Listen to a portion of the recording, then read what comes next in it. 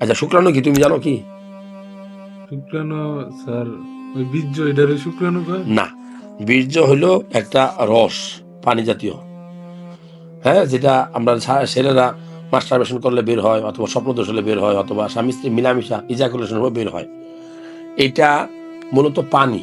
এখানে আরো কি থাকে? শুক্রাণু থাকে, মানে স্পারমাটোজোয়া। আবার কিছু ধরো যে ইলেকট্রোলাইটস থাকে, খাবার থাকে, হ্যাঁ। তারপর ধরো ওইখানে এনজাইম থাকে।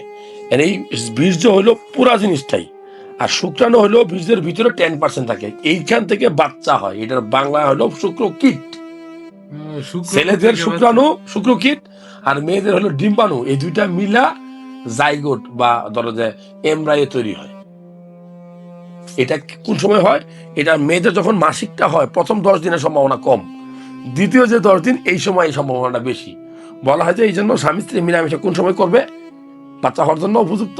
বলে যে মাসিকের দ্বিতীয় 10 দিন, বিশেষ করে 14 নম্বর দিন, 15 নম্বর দিন, 16 নম্বর দিন, এই সময় মেয়েদের ওই অবারিতে ডিম তৈরি হয়।